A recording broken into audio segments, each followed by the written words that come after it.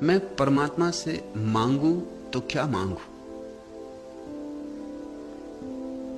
कुछ भी मांगोगे तो भूल हो जाएगी। न मांगो तो सब अच्छा, न मांगो तो श्रेष्ठतम।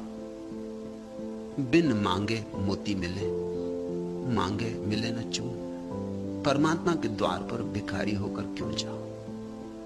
भिखारी होकर जाओगे तो वही मिलेगा जो मांगते हो, और कई बार बड़ी भूल हो जाती, क्योंकि तुम मांगोगे भी तो वही जो तुम्हारी बुद्धि में समाता है। तुम मांगोगे भी क्षुद्र। जरा सोचो क्या मांगोगे? तुम वह तो मांग ही ना सकोगे जो मांगना चाहिए, क्योंकि उसकी तो तुम्हें याद ही ना आएगी, उसका तुम्हें कोई स्वाद ही नहीं, और तब पछताओगे बहुत। मैंने सुना एक बहुत समृद्ध महिला अपने चिकित्सक के पास गई, बीमारी उसकी ठीक हो गई थी, चिकित्सक को उसकी फीस चुकाने गई थी, तो उसने एक बहुमूल्य रत्न जटित झोले में कुछ रखकर चिकित्सक को भेंट किया। चिकित्सक ने कहा कि यह तो ठीक है, लेकिन मेरी फीस का क्या?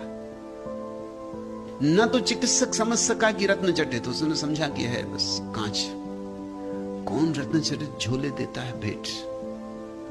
और ये महिला सस्ते में निकली जा रही। उसने हिसाब लगा रखा था, कम से कम 300 रुपए उसकी फीस थी, और ये झोला दे के बची जा रही। तो उसने कहा कि झोला तो ठीक है, तुम्हारे प्रेम का उपहार स्वीकार करता हूं, लेकिन मेरी फीस का क्या? उस महिला ने पूछा तुम्हारी फीस कितनी? तो ज्यादा से ज्यादा जो वो बता सकता था उसने कहा 300 रुपया। उस महिला ने झोला खोला, उसमें कम से कम 10,000 के नोट थे। 300 रुपए निकाल के चिकित्सक को दे दिए, बाकी रुपए और झोला लेके वापस चली गई। अब उस चिकित्सक पे क्या गुजरी होगी तुम सोचते हो? उस दिन के बाद बीमार ही हो गया हो, उस दिन के बाद फिर उसकी चिकित्सा मुश्किल हो गई होगी। कितना पछताया होगा।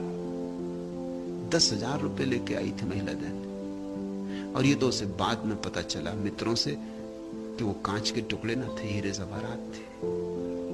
मगर उसने सोचा था कि 300 बहुत बड़ी से बड़ी फीस। तुम मांगोगे भी तो क्या मांगोगे? तुम्हारा बड़े से बड़ी मांग भी बड़ी छोटी से छोटी होगी, ख्याल रखना। इसलिए न मांगो तो अच्छा। वो जो दे अहोभाव से स्वीकार कर लेना, फायदे में रहोगे। मांगोगे नुकसान में पड़ोगे। और दुर्भाग्य ऐसा है कि शायद तुम्हें कभी पता भी नहीं चलेगा